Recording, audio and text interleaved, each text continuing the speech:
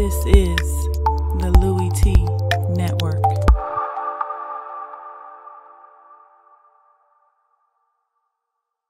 And then my team was 6-10, and we ain't smell the playoffs. Then it gets even better when your team makes the playoffs.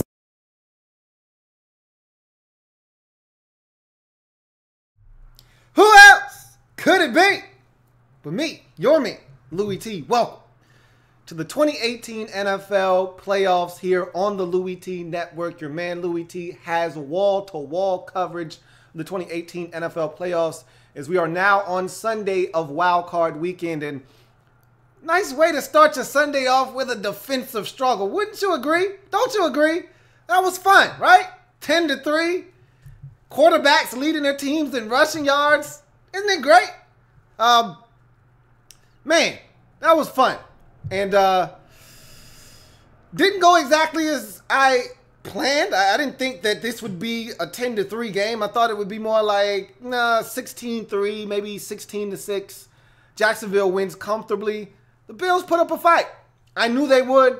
Didn't expect it to be this close, but at the end of the day, the team that I expected to win won. And so, Joe, would you please do me the honors?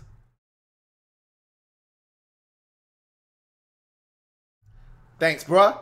So, I've gotten off to a nice start on Sunday. 1-1 yesterday, now 1-0 today with the Jags getting the 10-3 victory over the Buffalo Bills. And I want to start with my quick slants. 3 takeaways from the game.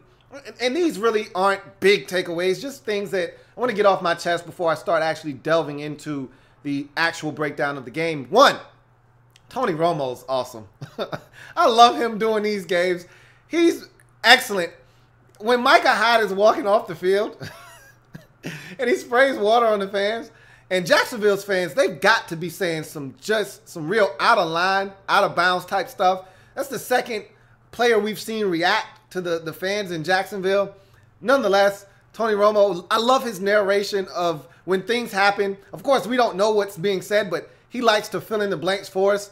Remember, he did the same thing when Tom Brady got into it with Josh McDaniels on the sidelines against this same Buffalo Bills team when they had the little blow-ups on the sideline.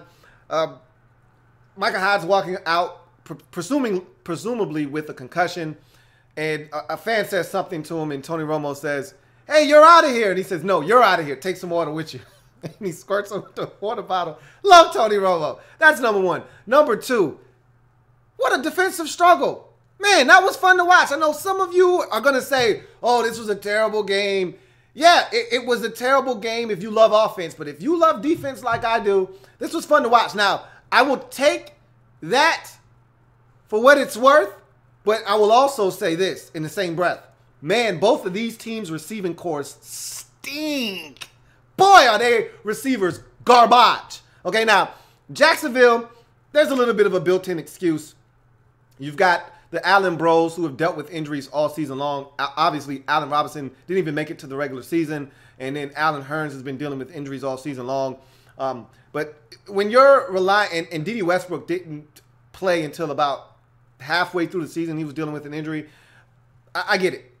But when you're relying on D.D. Westbrook, who basically just got here, Marquise Lee, Jadon Mickens, and Keelan Cole, you've got issues at the receiver position. Same thing can be said for the Bills. I mean, when it's Deontay Thompson, a guy that wasn't even here when the season started, a rookie in Zay Jones, who just has never really had a chance to get his feet wet this season and get his footing up under him, and then Kelvin Benjamin, a guy that just got here literally a month and a half ago at the trade deadline.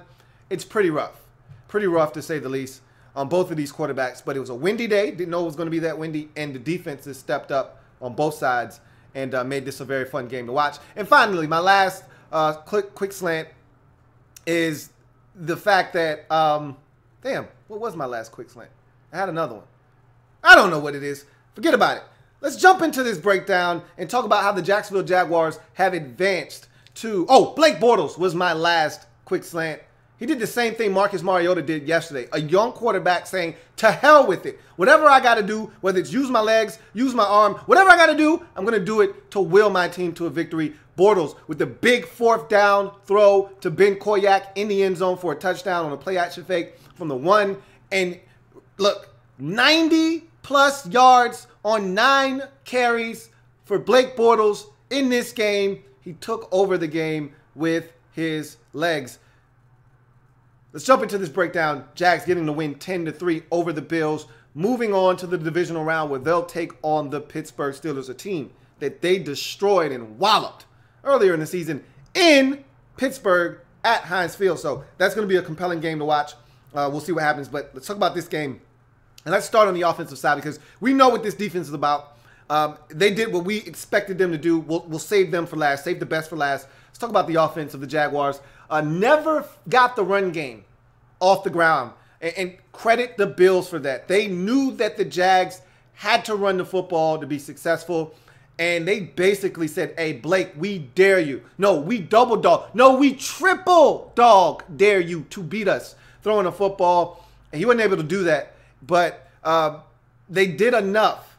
And you got to give this offense credit that when they got an opportunity, I hated the fact that they squandered the pick that Colvin was able to get earlier in the ball game. Didn't even get a field goal out of that. They went backwards after that pick, which was atrocious. However, in the second half, they dominated time of possession. They flipped the game on its head because if you look at time of possession in the first half of this game, Buffalo dominated time of possession, which you even have to give the Jags defense even more credit for what they had to withstand in the first half of this game as they were on the field virtually the entire first half because this offense for Jacksonville could not sustain itself. But nonetheless, they had one of those big drives. They ate up a ton of clock. And unlike Buffalo, who got down to the 1-yard line and couldn't punch it in, Jacksonville made sure that they were able to get it in and took them to 4th down. Don't give a damn. That was the difference in this game. And so it wasn't pretty. It was gritty. And it was enough for a W. Blake Bortles using his legs. Again, a windy day. Bortles wasn't his most accurate, but he didn't turn it over. And that's the key. He might have, should have thrown an interception. Anderson had a chance at one diving, but nonetheless, he didn't turn it over. He didn't make that back-breaking mistake that probably a lot of you out there were waiting on. And so they did just enough on the ground. They did just enough. And they get the win in this game. If they're going to try to beat Pittsburgh next week, they're going to have to play much better on offense. And I just don't know if they have that in them or not. We'll see. But the offense did just enough in this game. Dede Westbrook may be the best receiver they have at this point. He led them in receiving in this game. They got to get the tight ends more involved, I believe. Mercedes Lewis has to be a bigger part of the passing game. Too many screens for me in this game for my liking. I'll take it a step further, too. I hated some of the indecision and indecisiveness in this game by Doug Marrone. There was a spot that needed to be challenged where Buffalo was essentially given a 1st down on a 3rd down on a Shady McCoy catch. No way you let that go. This is the playoffs. You got to challenge that. I mean, in a game where 1st downs are so tough to come by, they're so few and far between, you got to force them to punt that football on 4th and inches. That was just shy of midfield. He wasn't going for it there because of the way this game is going. It's a field position battle. There's no way he was going to go for it. Doug Marrone's got. He almost didn't challenge the second time when he should have challenged on the play where Charles Clay steps out of bounds. He literally just got the flag out right before the snap. What are you doing, Doug Marrone? What are you doing? But his defense made it all okay. He's got to be better than that. But the offense, if they want to win next week, it's going to have to be better than what they did this game. But it was enough, again, with this defense and that Bills offense being as anemic as it is, it was more than enough to get it done 10-3 in this game. You go to the Jags defense. They did what I expected them to do. They turned the faucet off in terms of points and scoring for the Bills. They did give up some yards on the ground to Shady McCoy, a couple of big runs in there, and they did give up a check down to Shady that could have turned into a big play on a screen, but they did get Deontay Thompson for a holding penalty, which kind of negated that yardage on that play. But nonetheless, the defense was outstanding. They were a little soft early, and I understand why. You want to keep everything in front of you. Again, nothing cheap, nothing deep. You know that this Bills team won't be able to matriculate the football down the field, manufacture points by keeping a drive alive and converting on third downs because they just don't have enough at the skill positions. I've talked about this all season long. Bills fans want to kill Tyrod Taylor for not throwing for over 300 yards. Well, who is he throwing the football to? Again, like I've said all season long, the Bills don't have enough at the skill positions to do anything of note, which it's a surprise that they even made it to the postseason with what they have. And again, that's a credit to Tyrod Taylor and Shady McCoy, the fact that they were able to make it to the postseason because, again, the defense was outstanding, but offensively they didn't have a lot to go with. And you saw it in this game. You knew the Jags were going to take away anything that they deemed a threat, which was Charles Clay in the pass game and Shady McCoy in the past game as well. And for the most part, they did a good job of bottling up Shady McCoy, who I got to give him a ton of credit. And I'll do that when we get to Buffalo and their offense. But I didn't think he would play one. And I said if he does play, which I should have known he was going to play because Buffalo hasn't made the playoffs since we were partying like it's 1999. And he had a large part in the reason they were able to make it. There was no way he's going to sit this game out. But he played a lot better than I expected him to play on that bum ankle. Nonetheless, the Jaguars defensively, they got after the quarterback. Didn't sack them as many times as I expected. I thought they would come away with 4 or 5 in this game. I think they ultimately ended up with 3 when it's all said and done. But they did put pressure on the quarterback. They did it to Nathan Peterman when he came in. They did it to Tyrod for the vast majority of this football game. They pretty much bottled up the run game. There were some big runs in there by McCoy, a couple of big ones that kind of skewed his numbers on the day. But for the most part, did a good job of bottling up the run. And they took away the pass, and they turned it over. They forced turnovers, which is what they've done all season long. 2 interceptions in this game, none bigger than the Jalen Ramsey pick late. The first one by Colvin should have set up at least a field goal opportunity, but the offense botched that and went backwards in reverse and forced to punt after getting the football inside the Bills' 40-yard line. So that was a little bit of a disappointment there. But the defense did what I expected them to do. They turned the faucet off, only allowing 3 points, even allowing the Bills all the way down to as close as the 1.5-yard line because the special teams tried to give it away and the defense still came out. Jalen Ramsey is an animal. He's a beast. He's a stud. And I think the torch has been passed in this league in terms of best young corners to Ramsey, who was voted in as an all-pro this year, first-team all-pro, and well-deserved. He's went up against some of the league's best, similar to Xavier Rhodes, and limited results for those receivers. Antonio Brown, most notably, and you could throw in Nuke twice a year. And those guys, despite Nuke catching a touchdown, still not a lot to be had on Jalen Ramsey. And remember, we talked about him coming out of Florida State and how we thought he had this potential. Well, it's come to fruition, and this guy is the real deal. And that secondary for Jacksonville is the real deal. That pass rush for Jacksonville is the real deal. Those linebackers for Jacksonville are the real deal. This defense, if you haven't noticed, haven't been watching, or just haven't seen them all season long, their defense is the real deal. They did it again tonight, and they get the win 10-3 over the Buffalo Bills, helping this team advance to the divisional round versus the Pittsburgh Steelers. You go to the Buffalo Bills in this game. I thought it was a valiant effort. And let's start with the defense. Valiant effort on the part of the defense. Lorenzo Alexander was outstanding in this game. He was everywhere. They did a great job, and they sold out for the run. And I was surprised that Jacksonville, just for the sake of saying, didn't take a shot with Keelan Cole at some point down the field, or Jadon Mickens, one of these guys that can run. I thought they would have taken a shot to Keelan Cole at some point in this game and just said, to hell with it. They're loading up the box with 8 defenders, and generally there's a 9th coming down late to stop the run. We've got to make them pay somehow, some way. And I thought there was going to be a hard play action fake, a hard sell, and then a deep shot just to keep them on their heels and keep them somewhat honest. It never came in this game. And so the Bills just simply said, okay, well, if you're not going to make us pay for being over-aggressive and stopping the run, we're just going to keep doing it. And they did it. They sold out. They stopped the run. They put the Jags in a lot of 3rd and long situations, 3rd and medium and long for the vast majority of this game, which put them in a position that they didn't want to be in. And they were all over the screen game of the Jags. Give them credit. That's film study right there. I thought McDermott had some beautiful blitz packages that it was tough for Jacksonville to pick up.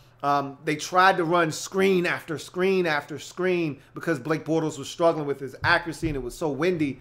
And the Bills just weren't having it. I mean, they destroyed the screen game. The only one thing I can say that this Bills defense didn't do a good enough job of was containing Blake Bortles in the run game. And honestly, I don't think they accounted for that. And I'm a huge proponent of Blake Bortles using his legs. If you've been watching me for any amount of time, I told you that I thought Blake Bortles was going to be the best quarterback in that 2014 draft. I was wrong. The guy so far for that draft has been Derek Carr. None of those first-round quarterbacks has really amounted to anything, and I thought Bortles would be the guy that would emerge of that group. And I've always said that if Bortles was going to maximize his talents in this league, he's got to use his legs. He doesn't use them enough. Well, he used them in this game, and the Bills simply didn't have an answer, and it's Blake Bortles' legs that really hurt them on the one drive that the Jacksonville Jaguars were able to score on before the half. That was all Blake Bortles and his legs. On the drive that they were able to score on for the touchdown, the go-ahead score in the second half, it's all Blake Bortles and his legs, along with a little bit of the run game with Leonard Fournette. So, again, Blake Bortles and his ability to escape the pocket and run, and he was putting his body on the line. He wasn't looking to slide and dive. He was looking to get everything that he could get, and he was huge, and the Bills' defense simply didn't have an answer for him. But there were plays to be made in this game by this Bills defense. Again, the one that Anderson is the one that comes to mind that you're allowed to get away. There was one that was ruled a fumble. Would have been nice if you could have recovered that. But again, Fournette was right there and did a good job of getting on that football. But all in all, I thought this was a great effort by the Bills defensively. The secondary for the Bills has been outstanding with Tre'Davious White as a rookie who was outstanding for them. He had cramps and had to get an IV in this game. You saw Micah Hyde leave the field. He has been outstanding. I've documented that numerous times this season. Same can be said for another free agent acquisition at the safety position in Jordan Poyer. They were outstanding in this game. And they gave this Bills team a chance by playing the brand of defense that they played in this game. Unfortunately for them, they didn't create any turnovers, and the offense wasn't able to get into the end zone. You go to the Bills offense, and not much more that we can really say that than I have already said, that they don't have a lot of weapons. Shady McCoy wasn't 100%. And let me first give a salute to Shady McCoy, because he had to be about 60% on the ankle. He didn't take a shot, which he's a man's man for not taking the cortisone shot, because most guys wrap it heavily, take the shot so they can numb it, and they go out there and they give it everything they've got. But when you numb your ankle, you don't know if you're doing further damage to it. So it was smart on his part, one, to not numb it, and then two, tough as hell to go out there knowing that.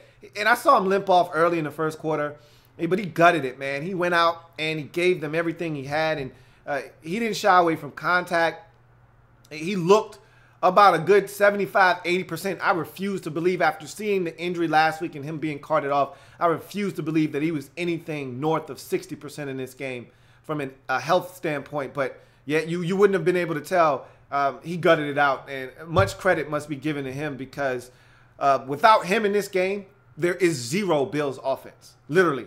Nick O'Leary in the pass game, Shady McCoy in the run game, and Tyrod Taylor using his legs was all the Bills essentially had in this football game. And so from an offensive standpoint, Shady McCoy deserves a lot of credit for gutting it out. But it just wasn't enough. There wasn't enough in the pass game. Zay Jones, how many times did the Bills fall just a half yard short on third downs because of guys running routes too shallow or not extending the football? Give Jalen Ramsey credit on one of those third downs for destroying Zay Jones as he tried to extend the football and didn't allow him to get the first down. So the Jag defense deserves a lot of credit, but this Bills offense also fell short in some situations where they had a chance to convert. Deontay Thompson with a drop that would have probably resulted in a first down or at least some yards. These are the types of mistakes that you can't afford to have in a game like this, where, again, first downs are hard to come by and they're few and far between. You got to have guys step up and make plays, and there weren't enough of them made in this game by the Buffalo Bills on offense, unfortunately enough for them. But their fans showed up. It made a ton of noise. This was a great atmosphere. A great mixture of Bills and Jags fans making a ton of noise. This is why you got to love playoff football, because it's unlike anything else, especially in the regular season. Regular season games are great, but they pale in comparison to the postseason. And even though it was only 10-3, you could feel the energy. It was electric, popping off the screen. And this was a fun game to watch. I know some of you didn't enjoy it because it was 10-3, but I love defensive football games. When it's good defense, I can respect it versus bad offense. These teams don't have great offenses, but these were two really good defenses all season long, and they did what I expected them to do. The Bills, probably a little bit more to a higher degree. I didn't expect them to play as well as they did defensively, but unfortunately, again, for them, special teams didn't do anything special, and the offense just wasn't able to make plays. Missed an opportunity down by the end zone after the Jags gave you new life and a fresh set of downs by being offsides. I don't know what the hell Telvin Smith was thinking there. But again, you had an opportunity. Kelvin Benjamin pushes off. And Jalen Ramsey still breaks up the pass, which shows you just how good he is. And after that OPI, you really didn't stand a chance at getting in the end zone at that point.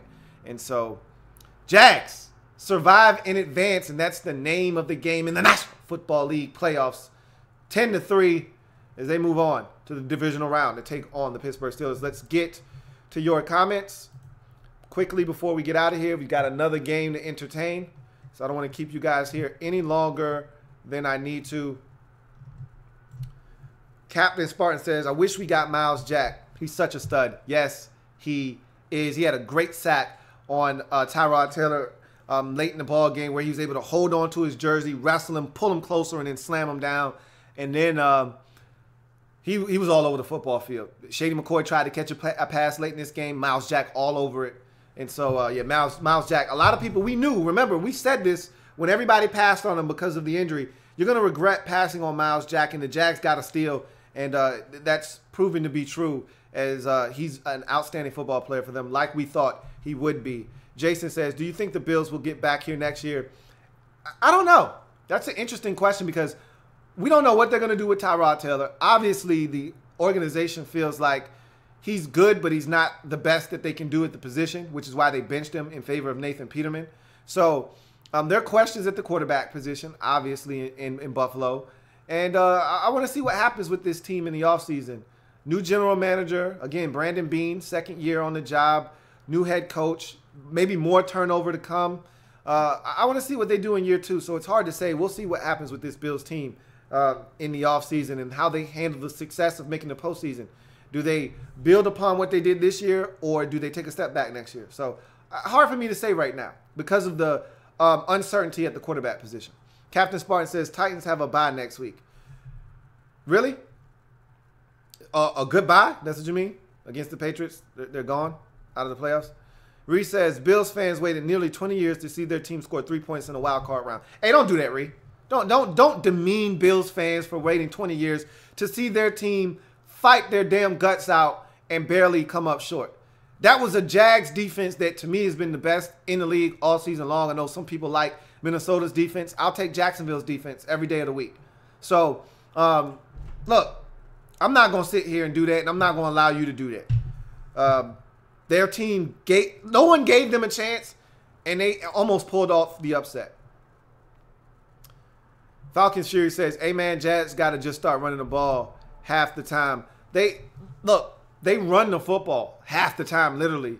And so they've got to be a little bit more proactive in counteracting what the defense is doing to them. They had to know Buffalo was stacking the box.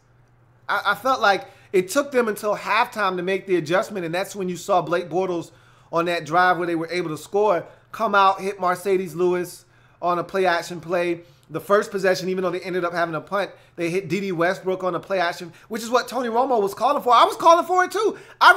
Tony Romo was looking for what they ended up doing with D.D. Westbrook and Mercedes Lewis over the middle. I was looking for the deep shot to loosen up the defense to Keelan Cole. That's what I was looking for. I never got it, though. But they got to start using. And then their most successful run was to the outside on a fake dive pitch to Fournette. They needed to get outside more. Everything was up the middle, and the Bills simply weren't having it. With the Bills' fastest linebacker and Matt Milano not playing, I thought the key would be get to the edge. They never did that in this game. So, got to make those adjustments.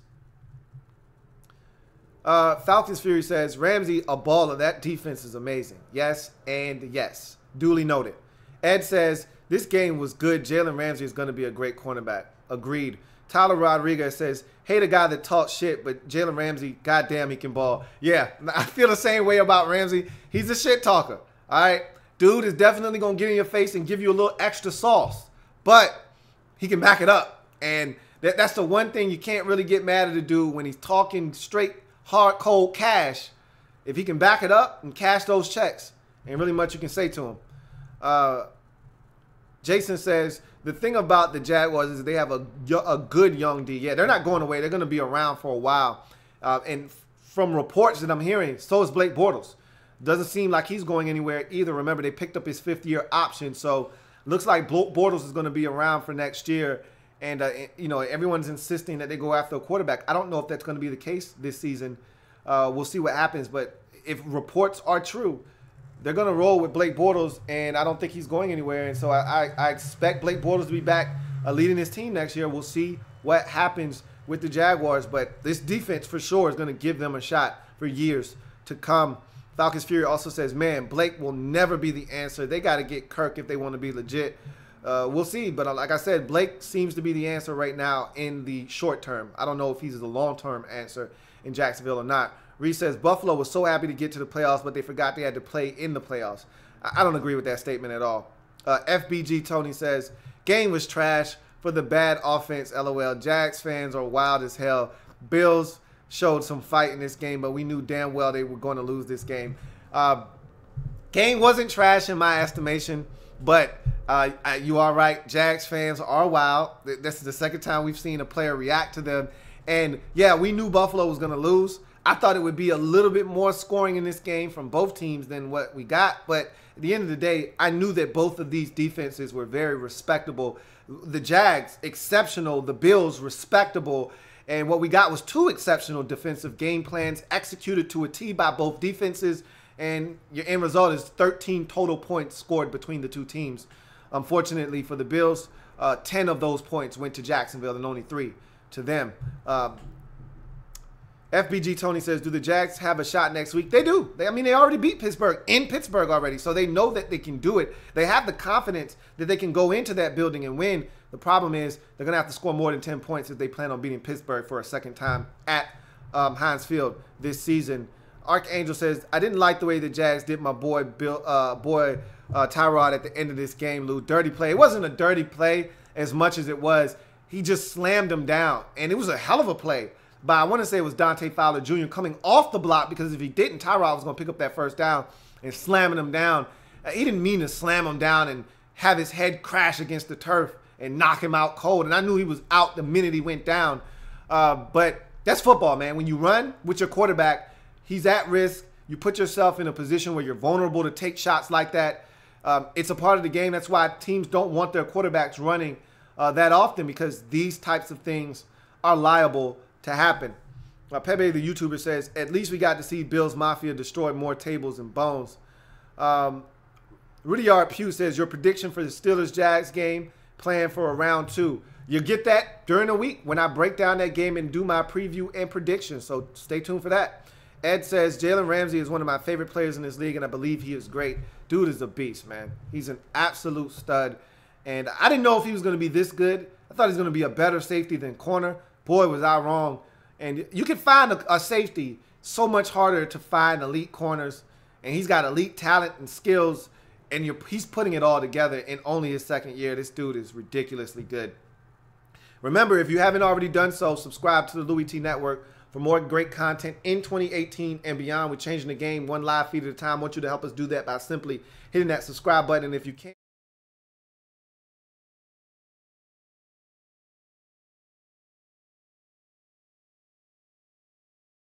you can do it right there. So make sure that you donate if you can. Those 2 links to those different pages that you saw before are down in the description below. So make sure that you donate to this channel if you can. I'll take a couple more comments, and then I'm going to go ahead and transition into this NFC wildcard finisher and see who's going to advance to play the Minnesota Vikings in the divisional round. Buffalo pregame says, we should have ran on 1st and goal. If we get the TD, maybe we could have gotten a field at the end to tie, field goal at the end to tie. Yeah, I hated the decision to throw it there. That's why you went and got Kelvin Benjamin, though, for plays like that. Unfortunately, he pushed off, but I would have run it 1st and 2nd down. I would have only thrown that back shoulder fade on 3rd down and goal if I hadn't gotten in on the first 2 plays. Shady McCoy is a guy that you should be able to trust. Tolbert, you got some big guys. I'd have loved to have seen the Bills run it twice before even entertaining a pass in that situation. But, you know, it is what it is. Archangel says Steelers should take care of the Jags next weekend. This ain't the regular season. Hashtag experience matters. I agree. I already told you, but I've already said this. I said this back in week 3. The rest of this, unless something catastrophic happens to either the Patriots or the Steelers, we're on a collision course for Pats Steelers in the AFC Championship game. Everyone's been trying to talk about don't sleep on these other teams. Well, I'm asleep. Somebody hit the alarm. I'm asleep. Wake me up when we get to the AFC Championship game. But in any event, John Niner says Brown is back. No chance for the Jags with Bortles at quarterback. We'll see. I didn't give them a chance the first time around, and they smoked those boys. But like you said, like my man Archangel said, this is the playoffs. Experience matters. It's a different ball game. I expect the Steelers to take care of home next week. Buffalo pregame says Buffalo offense did virtually nothing in the last month. They had to play the best defense in the league. Yeah, it was unfortunate. They've been struggling offensively, to say the least. They showed you the stat about the fourth quarter and how they've struggled to score in the fourth quarter, having scored a touchdown since that debacle in Los Angeles versus the Chargers in Week 11. They've struggled, and so you knew it was going to be slim pickings for them to be able to get in the end zone against arguably the best defense in all of football. So it was rough. It was rough. Buffalo pregame also says, feel like that last drive could start the Peterman talks in the offseason. Despite the INT, the Bills need to make sure that they don't take our momentum away in the offseason. I think that is exactly what's going to happen. That's why I think it was Jason that asked me earlier, do I see the Bills making a return to the postseason next year? And I can't answer that because there's uncertainty at the quarterback position. And that injury to Tyrod might have been his final snap as the Bills quarterback. So it wouldn't shock me if they decide to go with Nathan Peterman next year or go to free agency and scoop somebody up and roll with that guy next year. And Tyrod is tossed off by the wayside. So we'll see what happens. Falcons Fury says, hey, bro, can I get a you stink for Blake Bortles one time? I can't. I just gave it to you, but I'm not giving it to you for Blake because I got a soft spot in my heart for Blake Bortles. If you've watched me, then you know that. I criticize Blake very harshly at times, but I want to see Blake do well. I know Blake wants to be better than what he's been thus far in his career, and you saw some of the emotion today when he was able to run and help this team. I need him to use his legs more, and I need him to hit passes when they're there to be had. But I got a soft spot in my heart for Blake Bortles, so I'm not going. They won the game, and he did it, so I'm not going to turn on my man Blake. Buffalo pregame also says we needed the Bills to get a turnover on Bortles, and we got to cut Borders number 41 off the Bills special teams. Penalties cost us. Yeah. You had a nice return that would have gave you great field position. And early on in this game, it was a field position battle. And too many mistakes, penalties. The holding penalty on Deontay Thompson was critical and crucial to negate a 39-yard screenplay. I mean, too many untimely mistakes by the Bills in this game. The OPI on KB couldn't have come at a worse time. The penalty, as you mentioned, on the Borders guy for blocking it back was a backbreaker when you would have gotten the football out across the 30-yard line, I think even at the 40, and then you ended up having to start the drive at like the 14-yard line instead. And then, like I said, the Deontay Thompson penalty, just untimely mistakes by this Bills team cost you this football game. Captain Spartan says, what do you mean, Lou? Antonio Brown destroyed Ramsey. He struggled against Boye. He says, and was eating him, but Ben wasn't hitting him right. I just remember the 5 interceptions, and I know that Antonio Brown, while he had a solid game, he didn't make a difference in that game. And he may have had some plays against Ramsey, but I know that he struggled in that game as well. So did Ben. But Ben was in a different place then. He's not the same guy that we know that Ben can be and that he's been for the duration of this season after that game for the most part. So we'll see. Last comment by my man Buffalo pregame, and we'll get out of here. I'm still happy we made the playoffs. Just have to have a good offseason and hope that all the New England rumors are true, but they are not. That's a perfect way to end this one up. If you're a Bills fan, you made it to the postseason. You got that monkey off your back. You get to hit the reset button, and now it's all about building off the momentum that you've created. And so if you're a Bills fan, what you're looking to do is take this playoff appearance, build upon this in the offseason, and try to come back stronger next season. Again, huge question marks at the quarterback position. Really going to determine what direction this Bills team goes in next season. But again, a lot of questions, not enough answers as we head into the offseason for the Bills. But one thing's for sure, the drought is over, and they performed well on defense, which is something they're going to have to hang their hat on moving forward under head coach Sean McDermott. Nonetheless, Jags get it done. It wasn't pretty, but it was gritty. And most importantly, a dub 10-3 over the Buffalo Bills, advancing to the divisional round where they'll take on the Pittsburgh Steelers next weekend. Should be a lot of fun. We've got one more game to break down, so join me back here on the Louie T Network at the conclusion of Saints-Panthers. I'm your man, Louie T, signing off. I'll see you at the conclusion of Saints-Panthers. Come back and join me here. Enjoy the game. You know I will. And then we'll reconvene at game's end and break it all down. I'll see you a little bit later on. Joe, take me home.